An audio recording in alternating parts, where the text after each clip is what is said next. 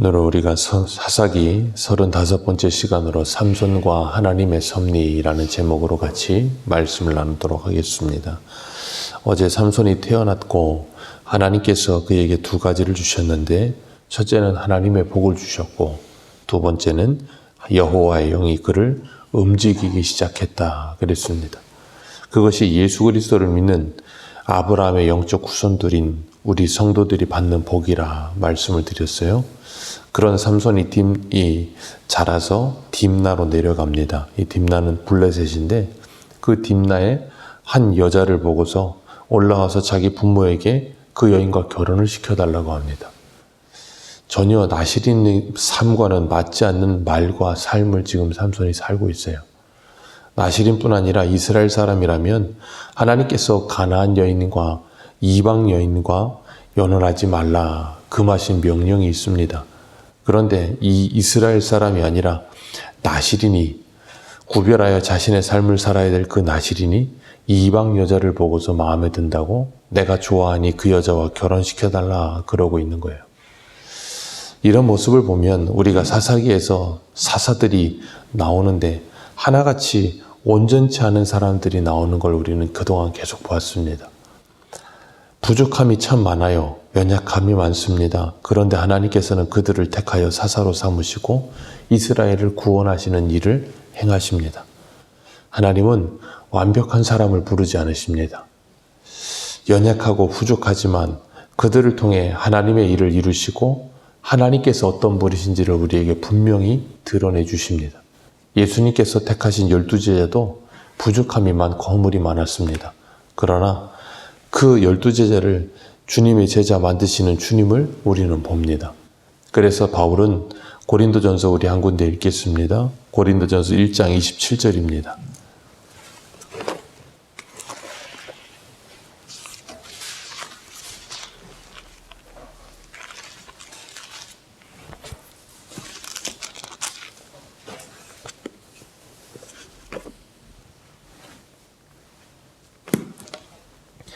고린도전서 1장 27절에서 29절입니다. 같이 읽겠습니다. 시작. 그러나 하나님께서 세상에 미련한 것들을 택하사 지혜 있는 자들을 부끄럽게 하려 하시고 세상에 약한 것들을 택하사 강한 것들을 부끄럽게 하려 하시며 하나님께서 세상에 천한 것들과 멸시받는 것들과 없는 것들을 택하사 있는 것들을 폐하려 하시나니 이는 아무 육체도 하나님 앞에서 자랑하지 못하게 하려 하심이라. 아멘. 이 사도 바울의 고백과 같은 일들이 우리의 삶에 일어나는 겁니다. 삼손도 마찬가지입니다. 부족함이 많고 연약함이 많은데 하나님께서 그를 사사로 택하셔서 부르시고 하나님의 일을 시키십니다. 우리가 우리나라도 그렇고 전 세계적으로 보면 지도자들을 뽑을 때 완벽한 사람을 뽑으려고 합니다. 그러나 세상에 어떤 사람도 완벽한 사람은 없어요. 근데 사람들은 어려울수록 완벽한 사람, 영웅 같은 사람을 찾아요. 그리고 그 사람이 영웅이 돼서 우리를 이 어두움에서 그리고 이 어려움에서 건져주기를 바라는 그런 심리가 있죠. 그런데 그 사람들에게서 뭔가 허물이 보이면 기대가 컸던 만큼 이제 실망도 엄청나게 커지는 겁니다. 그게 사람의 모습이고 그게 세상의 모습인 거예요. 그러나 하나님께서 우리를 사용하실 때 보면 그렇게 연약한 사람들이지만 그들을 하나님의 사람 만들어 가시는 모습을 우리가 주일 저녁에도 다윗을 통해 봅니다. 하나님의 영이 다윗에게 임했지만 다윗이 사울을 두려워하기 시작할 때 그렇게 볼품없고 어리석은 모습이 되는 모습을 봅니다. 오늘 삼손도 마찬가지예요.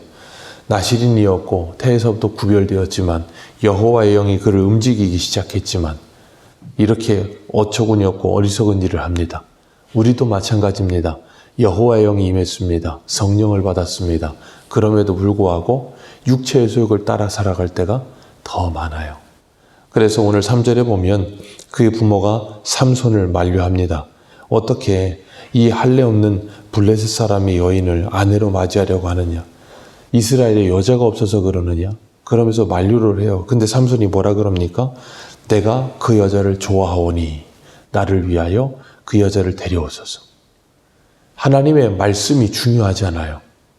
하나님의 명령이 중요하지 않습니다. 뭐가 중요해요? 내가 좋으면 된다는 거예요. 오늘날의 모습하고 똑같지 않습니까? 내가 좋으면 하나님이고 뭐고 없어요. 이게 노아 시대의 모습하고 똑같아요. 하나님의 아들들이 사람의 딸들을 사랑함으로 자기의 보기에 좋은 여인들을 다 아내로 취합니다. 그러니까 내가 보기에 좋으면 되는 거예요. 그게 선악과를 먹은 모든 인생들의 모습이에요. 내가 좋으면 그게 선이라고 착각하는 거예요. 하나님이 그게 악이라고 말씀하시면 내가 좋아도 그걸 하지 말아야 되는데, 그러니까 어린아이들도 똑같은 거죠. 내가 좋으면 무조건 해달라고 하는 거예요. 근데 부모들이 그걸 해줍니까? 어리석은 부모들은 그걸 다 들어주고 해주죠. 근데 부모라면 그걸 해주지 말아야 되는데 그걸 애가 좋다고 하니까 어쩔 수 없다는 거예요. 그런 어리석은 일을 합니다. 에덴 동산에서도 하와가 하나님께서 금하신 선악과를 보죠. 보고 어떻게 느낍니까? 먹음직하고 보암직하고 지혜롭게 할 만큼 탐스럽기도 한 나무라는 거예요. 자기가 보았어요. 근데 그렇게 보이는 거예요. 그러니까 하나님의 말씀이 들리지도 생각나지도 않아요. 그냥 그걸 따서 먹어버리는 겁니다. 삼손은 딥나 여인이 신앙의 사람인지 아닌지 중요하지 않습니다. 그게 삼손 시대나 오늘이나 전혀 다른 것이 없다는 거예요. 오늘날도 사람들이 사람을 만나서 결혼할 때 어때요? 내가 보기에 좋으면 된다는 거예요. 그 사람이 성품이 어떤지, 그 사람이 믿음의 사람인지, 그 사람의 집안이 정말 신앙의 집안인지 그런 거 보지 않습니다. 그냥 육적 눈에 보기 좋으면 된다고 생각하는 거예요. 그런 성급함으로 선택을 해서 어리석은 일들이 참 많이 일어나죠. 자기 속에는 옳으면 된다고 생각하니까. 그래서 4절에 보면 우리 4절 같이 읽겠습니다. 시작. 그때 블레셋 사람이 이스라엘을 다스린 까닭에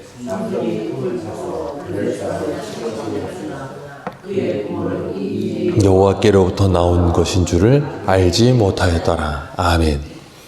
여기만 읽어보면 3절하고는 전혀 다른 모습인 것 같으시죠. 왜냐하면 삼손이라고 표현을 했거든요. 그때 블레셋 사람이 이스라엘을 다스린 까닭에 삼손이 틈을 타서 그렇게 표현했어요.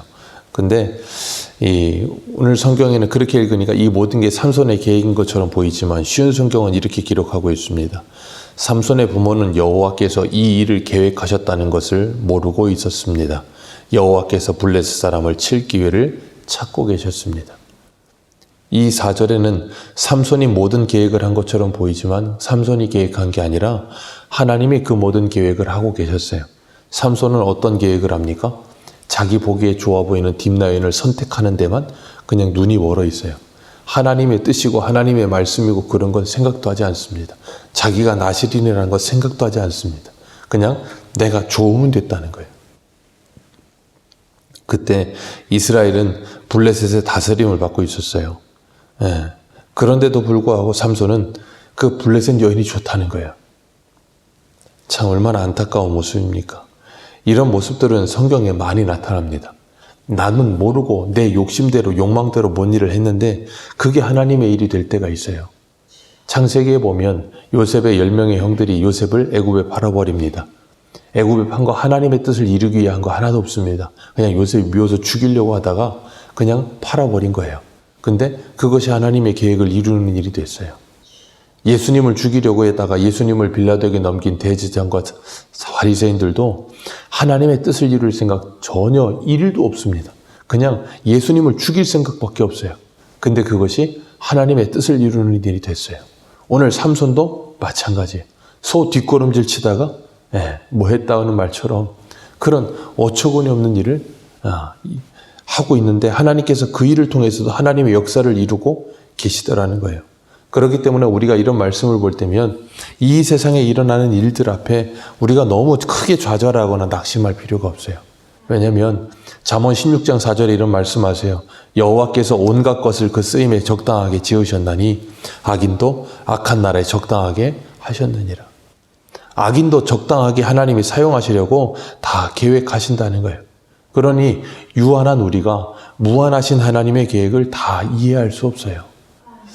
5절을 같이 한번 읽어보겠습니다. 5절입니다. 시작. 삼손이 그의 부모와 함께 딥나로 내려가 딥나의 포도원에 이른즉 젊은 사자가 그를 보고 소리 지르는지라.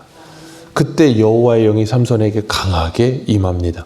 그리고 삼손이 그 손에 아무것도 없음에도 불구하고 그 젊은 사자, 힘 있는 젊은 사자를 염소새끼 찢듯이 찢어버립니다. 그리고 자기가 행한 일을 부모에게 알리지 않습니다. 왜 알리지 않을까요? 어디 앞에 있던 젊은 사자였어요? 포도원에. 삼손이 왜 포도원 갔을까요? 자기 부모는 삼손이 포도원 간 줄도 몰라요. 포도 먹으려고요. 원래 나시린은 포도주뿐 아니라 포도나무에서 나오는 모든 것을 먹으면 안 돼요. 근데 삼손은 나시린의 귤에 그런 건 전혀 머릿속에 아예 없어요. 머릿속에 아예 없습니다. 뭘 하기를 바빠요? 내가 포도 먹고 싶으면 그냥 먹는 거예요. 그리로 갔다가 사자 만나서 그것을 찢어 죽이고 가는 거예요. 그리고 내려가서 딥나 여인 만나가지고 대화해 보니까 봤을 때 눈에 본 것보다도 더 마음에 드는 거예요. 그래서 이제 결혼식을 해야 되는 거예요. 뭐가 강하게 임했는데도요. 6절에 보면 여호와 영이 강하게 임했는데도. 그리고 얼마 후에 이제 그 여인하고 결혼하려고 내려가는데 8절에 보니까 그 길을 내려가다가 포도원 옆에 있던 자기가 찢어 죽였던 그 사자의 몸에 벌과 꿀이 있는 걸 보게 됩니다. 아니 그런데 그걸 떠서 먹어요. 원효는 자다가 목말라서 해골을 바가지로 물을 떠서 먹었지만 그건 잠결에 그런 거죠. 삼손은 잠결이 아니고 두 눈 뜨고 대낮에 죽은 사자의 시체에 꿀이 있다고. 아니 아무리 꿀이 있다고 해서 죽은 시체 아닙니까? 거기 꿀이 있다고 그걸 찍어 먹는 사람이 어디 있습니까? 근데 삼손이 그 일을 해요. 자, 나시린은 원래 죽음에 가까이 하면 안 돼요. 그런데 삼손은 그 사자가 죽은 시체에 꿀이 있다고 해서 그걸 떠먹고 있는 거예요. 그게 삼손이에요. 하나님이 삼손이라는 사사를 통해서 지금 뭘 보여주시냐면 이스라엘의 영적 상태가 그렇다라는 걸 보여주시는 거예요. 그냥 앞뒤 분간 못하고 그냥 현실에 안주해서 블레셋 사람처럼 되어버린 이스라엘의 모습이 삼손과 똑같다는 걸 보여주시는 거예요. 하나님도 말씀도 그런 것 신경도 1도 쓰지 않는 겁니다. 오늘날도 주일날은 교회에 오지만 월요일부터 토요일까지 하나님 없이 사는 사람들이 넘쳐납니다. 하나님의 말씀이 어떻든 아니면 하나님의 뜻이 그런 거 상관하지 않습니다. 내 눈에 보기 좋으면 그리고 내 욕망에 끌리면 그걸로 됐다는 거예요. 거의 뭐 동물의 왕국인 거죠. 삼손의 영적 상태가 이런 상태로 내려가서 잔치를 하겠다고 가는 겁니다. 그리고 결혼식이 열려요. 결혼식이 열려 잔치가 열리는데 그 당시에는 이런 잔치가 있으면 신랑의 들러리들 옆에 친구들을 초청하는 이 전례가 있었던 것 같아요. 그래서 30명의 친구들을 블레셋 사람들을 초청합니다. 그래서 같이 식사를 하면서 잔치를 즐겨요. 그러는 가운데 삼손이 그들에게 퀴즈 하나 냅니다. 이제 그 당시에 할 게 뭐 있겠어요. 잔치하면서 농담 따먹게 하다가 이제 퀴즈를 낸 거예요. 근데 그게 화근이 돼요. 왜냐하면 삼손이 그 퀴즈를 내면서 이 잔치 일주일 동안 너희들이 이 퀴즈에 답을 맞추면 내가 너희들에게 베옷과 겉옷 30벌씩 주겠다. 그리고 니들이 못 맞히면 니들이 내게 나오 그랬어요. 이 베옷 30벌, 겉옷 30벌은 당시에는 꽤 가치가 있고 비싼 돈이었거든요. 그러다 보니까 그들이 뭐라 그래요? 그 삼손의 아내에게 네가 우리 초청해서 우리 망하게 하려고 하는구나. 그만큼 비쌌던 거예요. 그렇게 잔치를 하면서 이제 퀴즈를 낸 거예요. 근데 문제는 남자들이 또 승부욕이 있으니까 그걸 이기고 싶고 돈도 비싸고 그러니까 어떻게 풀어야 될지 몰라서 이리저리 고민을 하는 거예요. 삼손이 퀴즈 낸 내용이 뭡니까? 14절 같이 읽습니다. 시작. 삼손이 그들에게 이르되 먹는 자에게서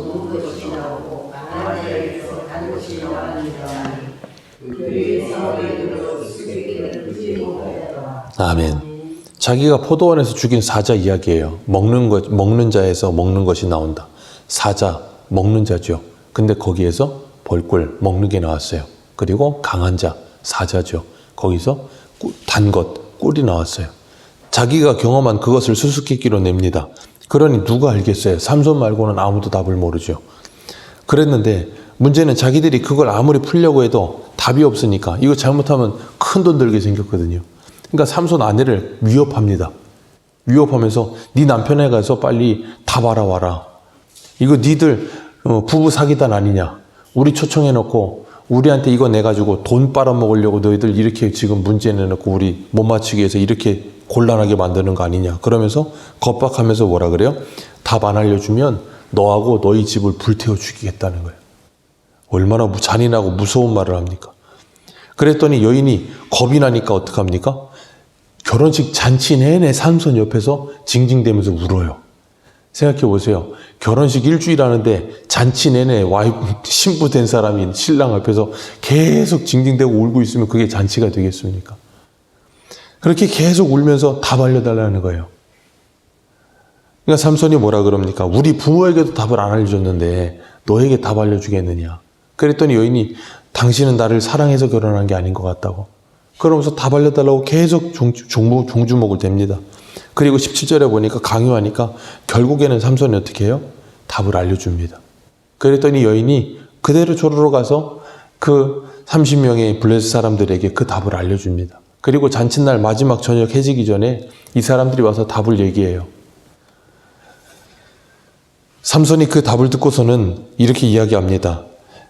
18절 말씀입니다. 같이 읽겠습니다. 시작. 일곱째 날 해지기 전에 성읍 사람들이 삼손에게 이르되 무엇이 꿀보다 달겠으며 무엇이 사자보다 강하겠느냐 한지라.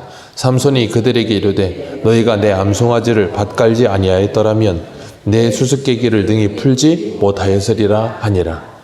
알아요. 자기 와이프가 자기에게 그랬던 거, 말했던 거, 그리고 이 사람들이 답을 하는 거. 아, 이런 일이구나. 다 압니다. 근데 어쩔 수 없이 그들이 답을 말했으니까 결과를 승복해요. 근데 그러고 있을 때 여호와의 영이 또 삼손에게 강하게 임합니다. 그리고 삼손이 아스글론에 가서 30명을 죽이고 그들에게서 배옷과 겉옷을 빼앗아 가지고 그들에게 주고 심히 노하여 자기 아버지 집으로 올라갔다 그랬어요. 삼손은 몰라요. 뭘 모르냐면 여호와의 영이 임해서 자기가 아스글론 사람들 30명 죽인 게 하나님께서 블레셋을 치기 시작하셨다라는 것을 몰라요. 그런데 그냥 자기는 그 퀴즈에서 진 것 때문에, 그리고 자기 와이프가 자기를 심하게 격동해서 그 답 알아가지고 알려준 그것이 화가 난 것뿐이지 아무것도 모릅니다. 그런데 하나님께서는 이미 그 일을 시작하신 거예요. 그리고 20절에 보면 그들이 삼손이 심히 노하여 자기 아버지 집에 올라가니까 그 신부 아버지가 어떻게 해요? 아, 이 결혼은 이제 잘못됐구나 하고서는 그 자기 딸을 자기 집 불태우고 그리고 자기 딸 죽이겠다고 한 그 사람들 중 30명 중 한 명에게 그냥 시집 보내버립니다. 아니, 이 말이 안 되는 소리를 이렇게 지금 기록하고 있어요. 그게 뭐예요? 당시의 이스라엘의 모습이고 당시의 블레셋의 모습이라는 거예요. 그냥 거의 이 사람 줬다가 안 되면 저 사람 줬다. 그냥 완전히 동물의 왕국인 거예요. 근데 문제는 뭐냐면 이게 삼손이 블레셋에 치른 빌미가 됩니다. 삼손은 생각해보세요. 자기 와이프인데 자기 와이프가 결혼까지 했는데 그걸 다른 사람에게 시집을 보내요? 말이 안 되는 거 아닙니까? 그러니까 삼손이 어떻게 했어요? 화가 나죠. 그 화가 나서 블레셋을 공격하는 거예요. 이 모든 게 누구의 계획 속에 있어요? 하나님의 계획 속이에요. 분명히 이들은 이런 악한 일을 저지르고 있는데 이게 하나님의 뜻이 이루어질 거라고 생각도 못해요. 근데 하나님은 악인들이 악한 일을 행하는 가운데에서도 하나님께서 하나님의 뜻을 이루어지도록, 하나님의 뜻이 하나도 취소됨이 없이 이루어지도록 만들어 가시더라는 거예요. 그러니까 우리는 하나님의 일하시는 걸 보면 도무지 이해할 수 없어요. 하나님은 왜 저런 사람을 통해서도 하나님의 일이 되게 하실까? 왜 저런 악한 사람들이 저렇게 득세하는데 하나님이 그냥 두실까? 왜 세상이 이렇게 어두워져 가는 것 같은데 하나님은 그냥 놔두실까? 이해가 되지 않대요. 이해가 되지 않아요. 근데 하나님께서는 하나님의 일을 그렇게 만들어 가시고 이루어 가시는 걸 봐요.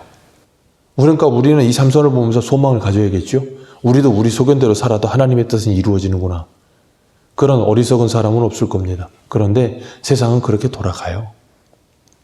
그러나 우리는 하나님의 영을 받았으니 이제 뭐 해야 됩니까?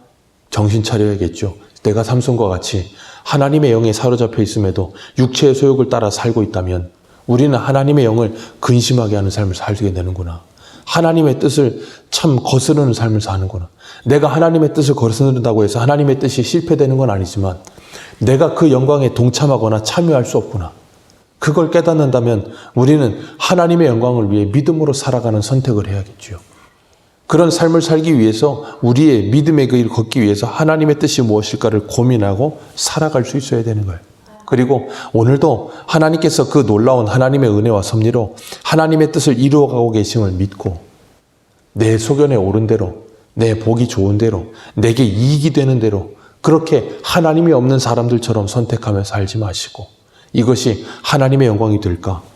이것이 하나님의 기쁨이 될까? 믿음으로 선택하며 살아가는 저와 여러분들 되시기를 주님의 이름으로 축복합니다. 기도하겠습니다.